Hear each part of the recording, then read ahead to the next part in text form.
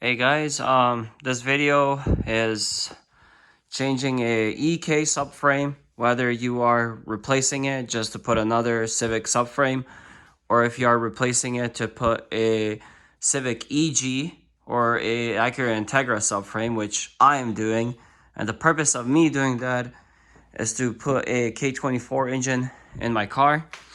Yes, you can use the stock subframe and get the EKK1 mounts from Hasport.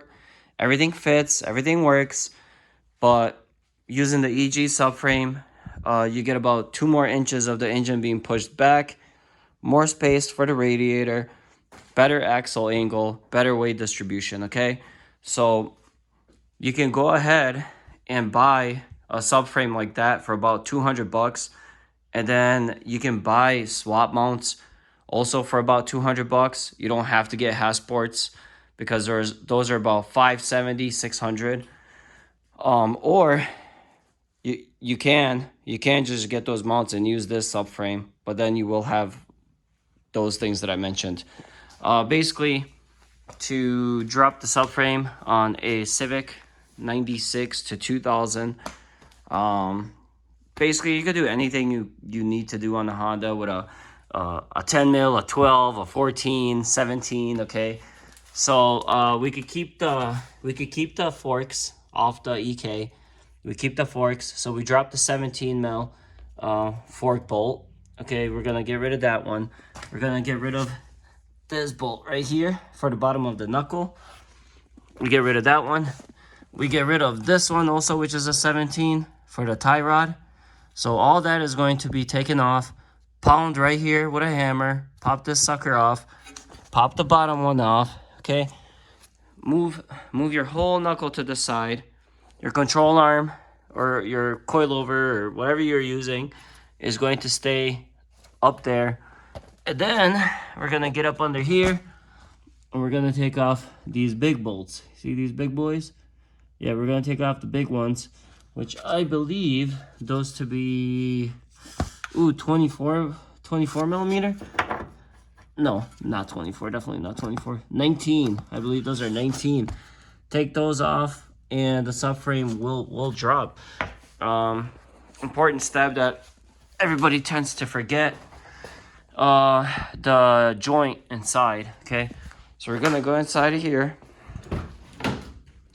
take off all the plastic to get to it, and right there you will have a 10 millimeter bolt that goes to the steering rack. I'm using a non-power steering rack. Let me show you right here. See, there's no lines going to it, nothing like that. So that is a manual rack. The one that came on the Integras was a power steering rack. So I'm gonna take that one off. The Hondas that used power steering, oh boy, it leaked all over the floor. Let's just drop this over.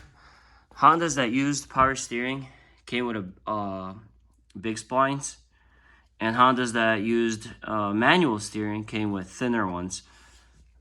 So you're gonna have that issue if you try to use a manual rack with the same joint. You're gonna have to get the joint that's for a 92 to 95 Honda Civic to make that work. So let's start on this.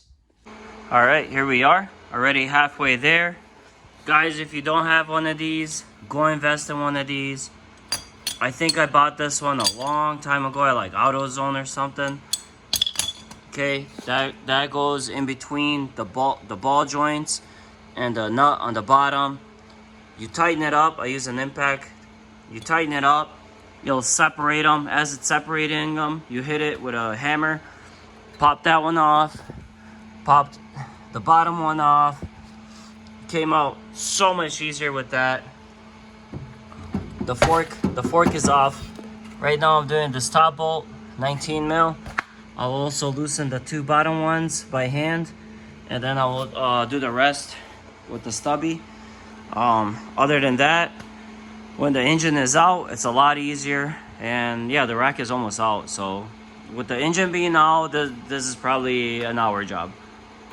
And there it is. All the bolts are off.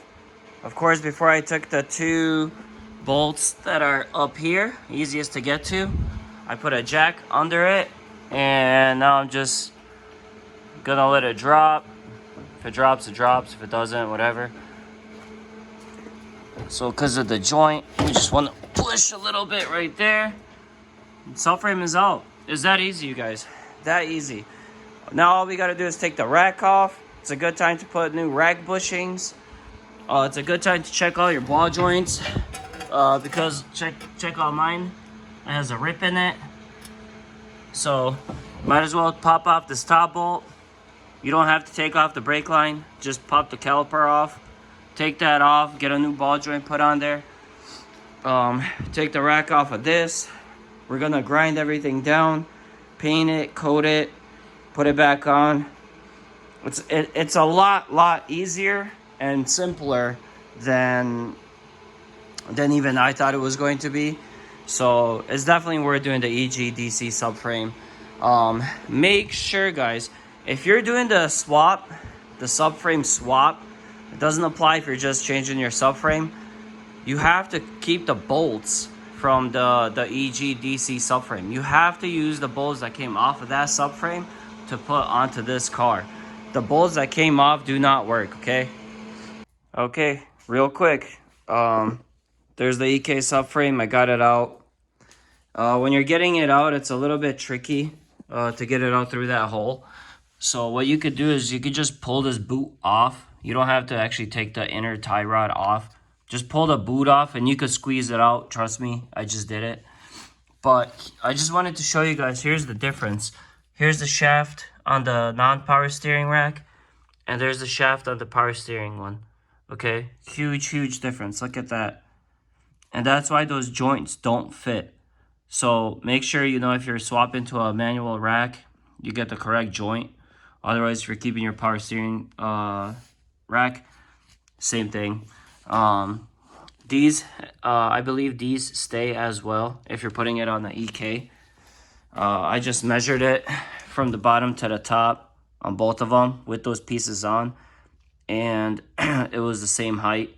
So now let's just get this rack off. Let's get this front beam off because I believe the K-Series might touch that.